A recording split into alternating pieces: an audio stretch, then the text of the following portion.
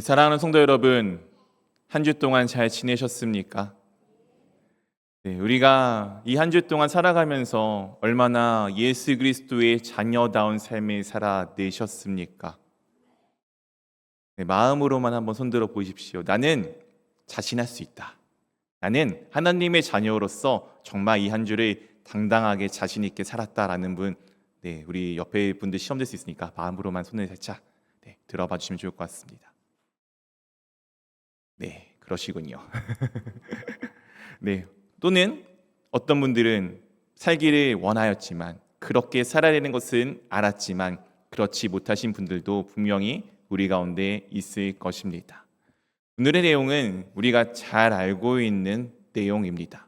이 내용은 또 이제 누가복음에만 담겨져 있는 좀 특이한 내용이기도 합니다. 이 누가복음은 좀 이제 다른 공관복음서 마태, 마가와는 조금 다른 측면이 있는데 이 세 복음서가 공관복음서라고 하는 이유는 그들이 이제 이 성경을 예수님의 이 사역을 갈릴리에서부터 예루살렘을 향해 가는 여정으로 그려놓았기 때문입니다. 그래서 특히 누가복음은 그 중간에 있는 길 위에서 갈릴리에서 북쪽 갈릴리에서 남쪽 예루살렘으로 가는 그 여정 중간에 있는 길의 내용을 좀 상당히 늘려 놓았습니다. 오늘 이 내용도 그 늘려놓은 길 위에서 이루어지는 예수님이 예루살렘에 들어가시기 바로 직전에 있는 사건입니다. 그렇기 때문에 우리가 이 사건을 보기 위해서는 조금 앞에 있는 몇 가지 내용들을 먼저 살펴보는 것이 중요합니다. 예수님께서 이 누가복음 18장에 어떠한 부자 청년과의 대화를 통해서 이와 같은 말씀을 우리 가운데 하여 주셨습니다. 누가복음 18장 25절 말씀입니다. 낙타가 바늘귀로 들어가는 것이 부자가 하나님의 나라에 들어가는 것보다 쉬우니라 하시니. 우리가 이미 익히 잘 알고 있는 말씀이죠. 부자가 하나님의 나라에 들어가는 것보다 무엇이 더 쉽다고요? 낙타가 바늘귀로 들어가는 것이 더 쉽다고 합니다. 낙타는 커다란 동물이에요. 바늘귀는 우리가 지금 눈이 침침해서 잘 넣지도 못하는 그게 바늘귀잖아요. 사실 말이 안 되는 내용입니다. 그것보다 부자가 하나님의 나라에 들어가는 것이 더 쉽지 않은 상황임을 우리 가운데 말씀하여 주고 있습니다. 부자가 하나님의 말씀대로 살아가는 것이 쉽지 않다라고 말씀하여 주셨습니다. 그리고 나서 또한 길이 가는 가운데 여리고 근처에 다다르자 한 맹인이 예수님이 오신다는 소리를 듣고서 외칩니다. 그 내용이 38절 39절에 이렇게 담겨져 있습니다. 맹인이 외쳐 이르되 다윗의 자손 예수여 나를 불쌍히 여기소서 하거늘 앞서가는 사람들이 그를 꾸짖어 잠잠하라 하되 그가 더욱 크게 소리질러 다윗의 자손이여 나를 불쌍히 여기소서 하는지라. 오늘 맹인이 있습니다. 앞을 보지 못하는 이 사람이 다윗의 자손 예수님께서 지나가신다는 이야기를 듣자 그분께 외치는 것입니다. 주여 나를 불쌍히 여겨 주소서. 그런데 사람들이 그 사람이 시끄럽게 하니까 만류를 하는 거예요. 왜냐하면 지금 예수님께서는 갈릴리에서 예루살렘으로 올라가고 계셨기 때문입니다. 예루살렘에 간다는 것은 그냥 우리가 간단하게 서울 가는 거지 이런 느낌이 아닙니다. 예수님은 지금 많은 사람들이 분명히 이스라엘을 이 당시 로마의 압제로부터 구원하여 줄 구원자로, 메시아로, 왕으로 많은 사람들이 기대하고 있었습니다. 예루살렘은 그 왕이 지금 왕자에 앉기 위해 가는 길일 것이라고 수많은 사람들이 기대하고 있었습니다. 그 영화롭고 어떻게 보면 거룩하고 정말 멋있고 화려해야 되는 그 길에 이 시간에 당시 시대에 가장 연약하였던 존재, 당시 시대에 장애를 갖고 있었다는 것은 어떻게 보면 그의 죄로 인한 결과로 여겼던 그 시대에 맹인이 이 길에 끼어들어 소리를 외친다는 것은 그들에게 있어서는 불경한 것처럼 여겨지는 일이었습니다. 오해하지 마십시오. 지금의 시대가 아닙니다. 이 예수님이 살아가던 당시 시대의 의미이고 그 시대의 사람들의 모습이었습니다. 오늘 그 맹인이 그렇게 외치는 것에 대해서 사람들이 조용히 하라고 하는 것은 어찌 보면 당연한 이야기입니다. 그렇다면 맹인은 자신의 처지를 알고 있는 맹인은 조용히 할 수밖에 없었겠지만 그는 오히려 예수님을 향하여 더 크게 소리쳐 외쳐 예수님을 찾게 됩니다. 그러자 예수님께서 그를 이렇게 부르십니다. 40절부터 42절까지의 말씀입니다.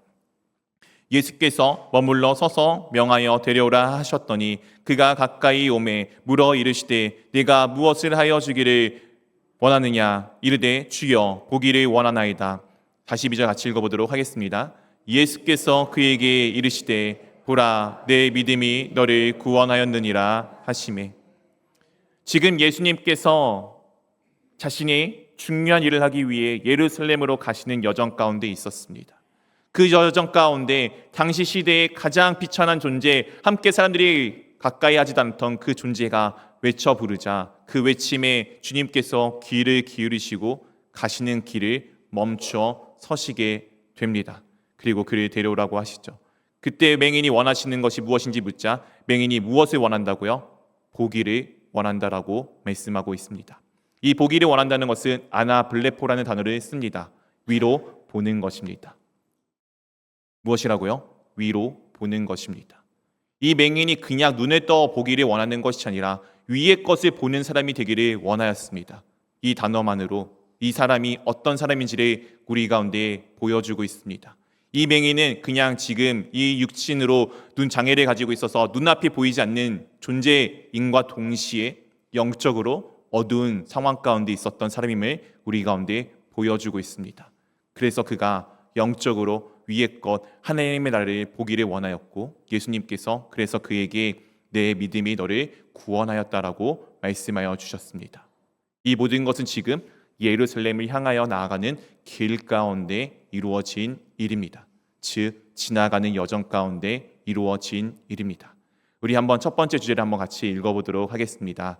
1. 지나가는 길에서. 우리 사랑하는 성도 여러분, 여행 가보셨죠?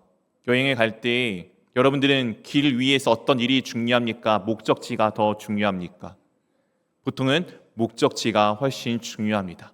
길 위에 있는 일들은 그냥 대부분 지나가는 어떤 곳을 가기 위한 과정에 불과합니다. 그런데 오늘 그 지나가는 길 위에 예루살렘에 향해 가는 길 위에 오늘 주님께서 이 맹인 앞에 서셨듯 오늘 또한 그 길 위에서 그냥 지나가 버리시는 것이 아니라 쓰는 이야기들이 우리 가운데 나타나고 있습니다. 1절에만 이렇게 우리 가운데 말씀하여 주고 있습니다. 예수께서 여리고로 들어가사 지나가시더라. 예수님의 목적지는 어디였습니까? 예루살렘입니다. 여리고는 예루살렘 근처에 있는 크고 화려하고 많은 사람들이 모이는 도시였습니다. 목적지가 여리고가 아니었기에 그 예루살렘을 향해 가기 위해서 지금 여리고를 그냥 지나가시기를 원하였습니다. 오늘 원래 내용이 그냥 지나가셨다면은 아마 아무 내용도 없었을 것입니다. 근데 그때 한 명의 사람이 등장합니다. 그 사람은 이 사람입니다. 2절 말씀 같이 읽어보도록 하겠습니다. 삭개오라 이름하는 자가 있으니 세리장이요 또한 부자라.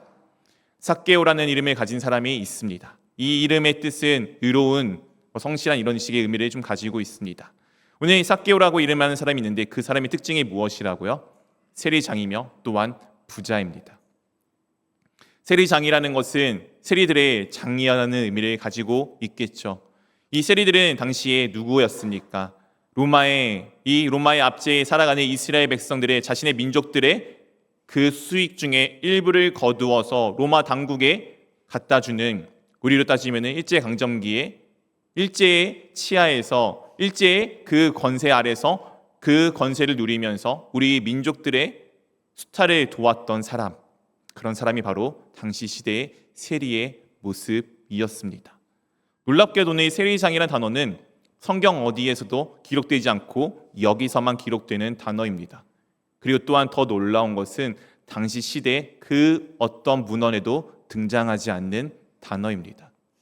그렇기에 이 세리장이라는 단어는 정확하게 어떻게 보면 직책이라기보다는 이 삭개오라는 사람이 누구인지를 좀 나타내주는 여러 가지 중의적인 표현을 담고 있다라고 볼 수가 있습니다. 그야말로 세리들의 장일 수도 있으며 아니면은 세리들보다 그 어떤 세리들보다 뛰어난 존재라는 의미를 포함할 수도 있으며 아니면은 당시 시대 사람들은 세리를 죄인으로 보았기 때문에 그 죄인들 중에 죄인 중에 괴수로 보는 여러 가지 견해라고 볼 수가 있을 것입니다. 근데 아마 뒤에 나오는 부자란 단어를 통해서 앞에 18장의 그 부자 청년의 이야기를 떠올리는 사람은 그래 이 사람은 아마 죄인 중에 죄인이었겠구나라는 그 의미가 더 많이 와닿을 수도 있는 내용 가운데 오늘 그 사람이 이와 같은 일을 하게 됩니다. 3절입니다. 그가 예수께서 어떠한 사람인가 하여 보고자 하되 키가 작고 사람이 많아 할 수 없어. 오늘 죄인 중에 죄인, 어떻게 보면은 모든 사람들에게 손가락질을 받을 수밖에 없었던 이 삭개오라는 사람이 예수님이 어떠한 사람인지를 보기를 원하였습니다. 이 보기 원하는 것은 당시에 특별한 일은 아니었을 거예요. 워낙 유명한 인물이 지나가는 길에 그 길 가운데 사람들이 몰려드는 것은 어찌 보면은 당연한 일이었기 때문입니다. 이 사람을 보고자 하는데 그가 어떤 특징을 갖고 있죠? 키가 작았습니다. 이 키가 작다는 것은 육체적 키가 작음을 의미함과 동시에 그 사람이 조금은 미성숙한 존재라는 것을 의미하기도 합니다. 한번 상상해 보십시오. 무언가 온전하지 못한 존재가 지금 우리의 민족을 등쳐먹고 있는 그 존재가 되었다는 그 모습을 한번 상상해 보십시오.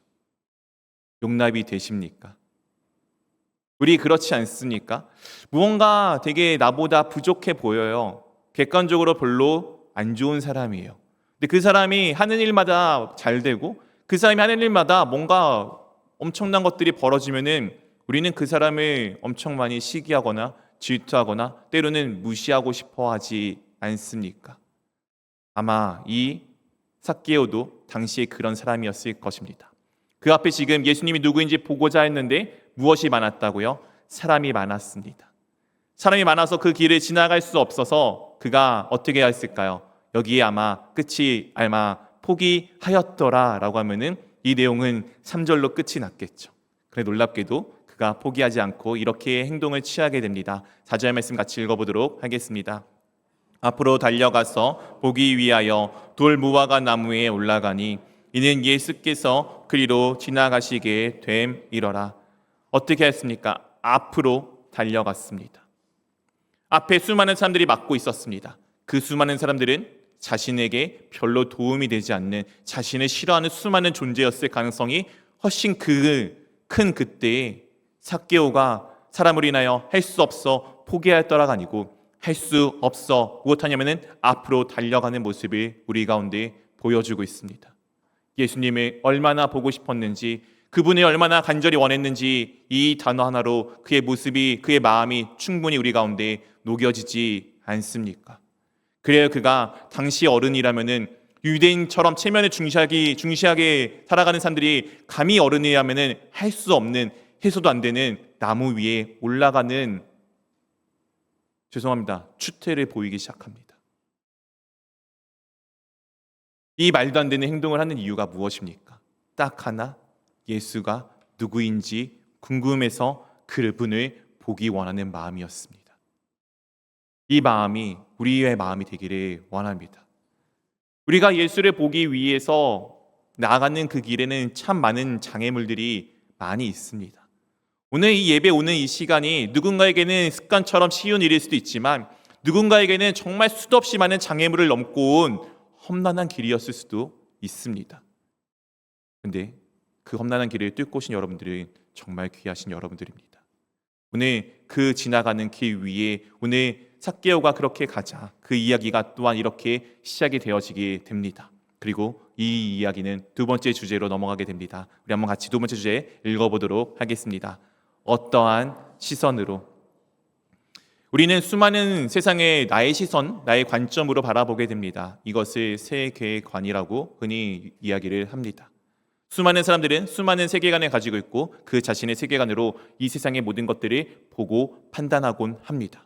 오늘 그 세계관이, 그 시선이 각각의 종류마다 다른 모습을 우리 가운데 보여주고 있습니다. 누가복음 19장 5절 6절 말씀입니다. 예수께서 그곳에 이르사 쳐다보시고 이르시되 삭개오야 속히 내려오라. 내가 오늘 내 집에 유하여야 하겠다 하시니 급히 내려와 즐거워하며 영접하거늘.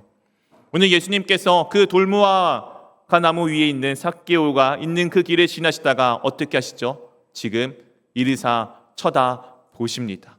이 쳐다본다는 것은 아까 맹인이 눈을 떴던 그 보기 원하였던 그 아나블레포입니다. 네, 우리 상황적으로 정확하잖아요. 삭개오가 나무 위에 있으니 예수님께서, 밑에 계신 예수님께서 위를 쳐다볼 수밖에 없지 않았겠습니까? 하지만 예수님께서는 그냥 우리의 육체적 위치가 아니라 하나님의 모습이, 하나님이 원하신 뜻이 어디 있는지를 보여주심을 이 사건을 통해서 우리 가운데 말씀해 주고 있습니다. 우리 주님은 이 세상에 있는 모든 것을 하나님의 뜻으로 보았습니다. 하나님의 시선으로 모든 것을 바라보았습니다. 그리고 놀랍게도 삭개오가 지금 예수님께서 속히 내려오라, 내가 너희 집에 유하여야겠다, 내가 너랑 함께 하야겠다는 그 말씀에 삭개오가 어떻게 반응합니까? 급히 내려왔고 그리고 즐겁게 영접합니다. 당시 시대에 사람들이 함께 식사를 나눈다는 것, 누군가 집에 들어간다는 것은 그 사람과 똑같은 존재라는 것을 의미하게 됩니다. 삭개오 자신의 직업을 몰랐을까요? 삭개오가 괜히 사람들이 헤집어서 지나가지 못하고 나무 위에 올라간 것 아니지 않습니까? 분명히 삭개오도 자신의 처지를 알았을 것입니다. 그리고 예수가 누구인지도 지금 익히 들어서 기대하는 바 다른 사람들과 동일한 기대를 가지고 있었을 것입니다. 어쩔 수 없이, 상황상 어쩔 수 없이 로마 당국의 힘을 빌어서 자신의 그 영역들을, 자신의 삶들을 영위하고 있는 삭개오지만 분명 사람들이 자신을 싫어하고 죄인이라고 여기는 것 알았을 것입니다. 예수님은 메시아로 지금 예루살렘에 올라가는 것을 기대하고 있는 그 수많은 사람들의 기대와 동일한 기대를 삭개오도 가지고 있었겠죠. 그런 예수님께서 자신의 집에 와서 머무신다? 그것은 왕의 길을 방해하는 일일 수도 있었습니다. 그런데 오늘 삭개오가 어떻게 했다고요? 그 앞뒤 상황 다 재지 않고 예수님께서 말씀하시자 그 말씀에 급하게 바로 즉시로 순종하고 즐겁게 예수님을 영접하는 모습을 우리 가운데 보여주고 있습니다. 그때 사람들이 이렇게 이야기합니다. 7절입니다. 뭇사람이 보고 수근거려 이르되 저가 죄인의 집에 유하러 들어갔도다 하시더라. 뭇사람은 모든 사람입니다. 모든 사람이 보았습니다. 이 본 것은 앞에 본 것과 다른 보는 것입니다. 보고서 지금 수근거리기 시작합니다. 이 수근거리는 게 그냥 수덕수덕하는 것이 아니라 불만을 토로하기 시작하는 거예요. 아니, 메시아라며, 왕이라며, 우리를 구원하기 위해 오셨다며. 그런데 저 로마의 앞잡이랑 매국노랑 함께 식사를 해? 야, 이게 말이 돼?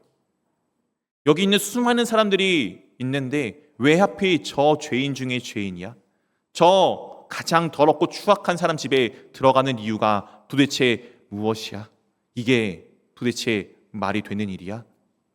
이 당시 사람들이 가졌던 수많은 불만의 내용이 이와 같지 않겠습니까? 이 사람들은 그 누구도 하나님의 일하심도, 그리고 그 누구도 예수님의 일하심도 보지 않고 오직 자신들의 눈으로 옳고 그름을 판단하는 모습을 우리 가운데 보여주고 있습니다. 여러분의 시선은 어느 쪽에 담겨져 있습니까? 오늘 주님의 시선이 여러분의 시선이 되기를 원합니다. 왜냐하면 주님께서는 이런 목적으로 우리 가운데 오셨기 때문입니다. 예수님의 목적을 우리 한번 세 번째 주제로 같이 읽어보도록 하겠습니다. 3. 예수님의 목적.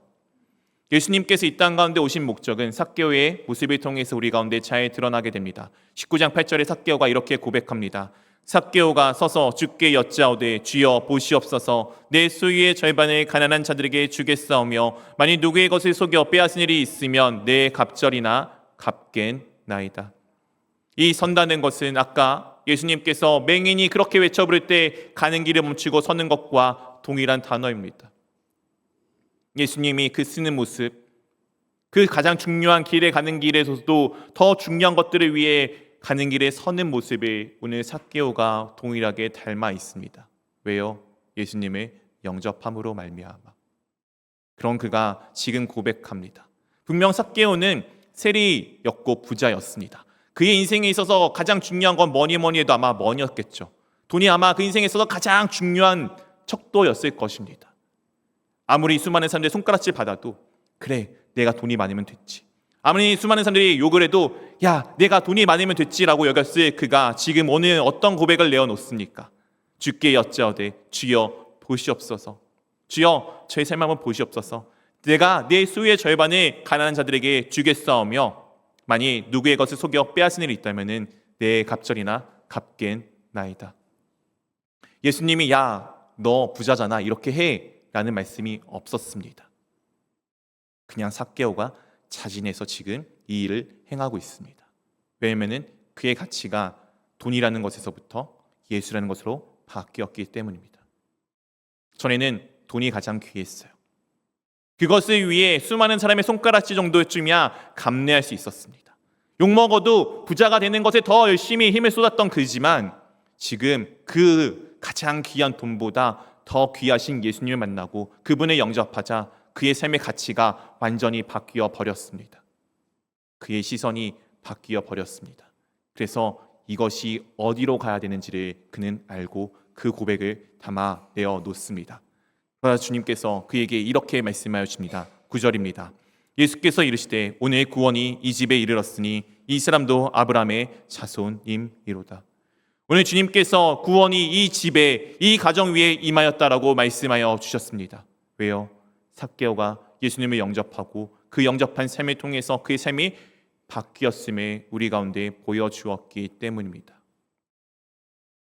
우리 사랑하는 성도 여러분, 구원 받으셨습니까? 여러분들은 구원받은 자에게 삶이 바뀌셨습니까? 우리는 보통 구원받은 사람은 삶이 바뀐다는 것을 알아서 삶이 바뀌기를 부단히 노력할 때가 참 많이 있습니다. 나쁘진 않지만 정확하게는 앞뒤 순서가 다릅니다. 구원받은 사람은 삶이 바뀌게 되어져 있습니다. 왜냐하면 가치가 바뀌었기 때문이죠. 저도 그렇습니다. 놀라실지 모르겠지만 사실 저는 불만도 많고 불평도 많고 거짓말도 잘하던 사람이었습니다. 저에게 있어서 정직은 저 멀리 있는 이야기였어요. 제가 우리 청년부 나이 때 제일 두려운 게 무엇이냐면은 매일같이 쌓아놓은 이 거짓 때문에 언젠가 내가 이 거짓이 무너져 나를 덮쳐 내 모든 것이 다 망가지겠지? 라고 걱정했던 것이 저였습니다. 왜냐하면 저는 좋은 사람이기를 원했기 때문이었어요. 왠지 누군가한테 좋은 사람이기를 보여주고자 해서 수많은 거짓들의 이야기를 늘어왔었습니다. 그랬던 제가 예수 그리스도를 만나자 너무나도 가치가 바뀌었어요. 내가 좋은 사람이기를 원하지 않아도 주님을 닮아간다면 누군가에게는 좋은 사람이 될 수도 있겠지. 아니, 내가 좋은 사람으로 비춰지기보다는 예수 그리스도가 누군가에게 전하였으면 좋겠다. 예수님이 정말 귀하신 분임을 알았으면 좋겠다라고 내 가치가 바뀌고 나자 신기하게도 그 다음부터 거짓말이 정말 많이 줄었습니다. 감사한 거는 없지 않아요. 네, 성인이 아니어서 저도 엄청난 존재가 아니기 때문에 그 여전히 할 때마다 그때마다 다시 한번 감사합니다. 아, 주님, 여전히 제가 아직 안 바뀐 부분이 있네요. 아, 역시 주님 없이 나는 여전히 아무것도 아닙니다 라는 그 마음의 기도를 드릴 때가 있습니다. 그런데 저의 삶이 정말 많이 바뀌었어요. 제가 구원을 받았기 때문에, 바뀌어서 구원을 받은 게 아니라 구원받은 사람이기에 삶이 바뀌었습니다. 여러분들도 그러하십니까? 오늘 주님께서 이 사건을 통해 우리 가운데 오신 목적을 말씀하여 주십니다. 10절 말씀 우리 한번 같이 읽어보도록 하겠습니다. 인자가 온 것은 잃어버린 자를 찾아 구원하려 함이니라. 오늘 예수님께서 이 땅 가운데 오신 것은 그렇게 잃어버렸던 한 영혼을 찾기 위해, 구원하기 위해 오셨습니다. 저도 잃어버린 영혼이었어요. 어렸을 때부터 모태신앙이지만 하나님을 몰랐습니다. 그런 저를 구원하기 위해 주님께서 오셨어요. 여기 있는 수많은 여러분들을 위해서 주님께서 구원하기 위해 이 땅 가운데 오셨습니다. 그리고 우리 가운데 이렇게 부탁하십니다. 가서 나 예수 그리스도를 전하는 증인이 되어라. 오늘 말씀 이후에는 열 문화 비유가 등장합니다. 마태복음에 등장하는 달란트 비유와 똑같습니다. 5달란트, 2달란트, 1달란트 갖고 있는 사람들에게 주님이 맡기시고 먼 곳에 가다 다시 돌아와서 그것을 정산하는 내용을 담고 있습니다. 중요한 건 달란트라는 규모가 아닙니다. 중요한 거는 주님께서 맡기신 일을 삶에 살아냈느냐 그렇지 않느냐를 주님께서 묻고 계십니다. 오늘 이 사건 이후에 우리에게 묻는 이유는 무엇이죠? 그 말씀하시는 이유는 무엇이겠습니까? 지금 우리에게 묻고 계시는 것입니다. 너희는 구원받았다고 하는 너희는 지금 그 구원자인 나 예수 그리스도를 이 땅 가운데 전하고 살고 있느냐? 우리 교회가 다음 주면 72주년입니다. 우리 한번 돌아보십시오. 우리 교회가 그 일들을 감당해 왔는지. 저는 꿈꿉니다. 이 교회를 통해서 이 지역이 살아나기를. 누군가 더위로 인해서 저 태양볕에 헤맬 때 우리 공동체에 들어와서 우리 교회에 와서 쉼을 얻기를. 누군가 배가 고플 때 그 배고픈 사람이 와서 한 끼 식사를 할 수 있기를. 때로는 우리가 그곳에 가서 혼자 외로워하고 어둡고 힘들어하는 그분의 손을 잡아주기를. 이 주변이 지저분하다면 우리 교회가 가서 한번 청소하기를.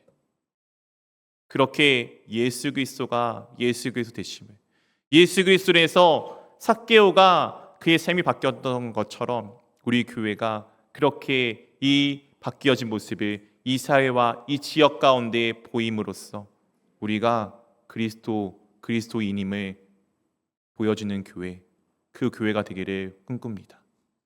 함께 하시고 함께 기도하시고 여러분에게 맡겨주신 그 달란트를 찾음으로써 우리가 그 일들을 감당할 수 있기를 주님의 이름으로 축원드립니다.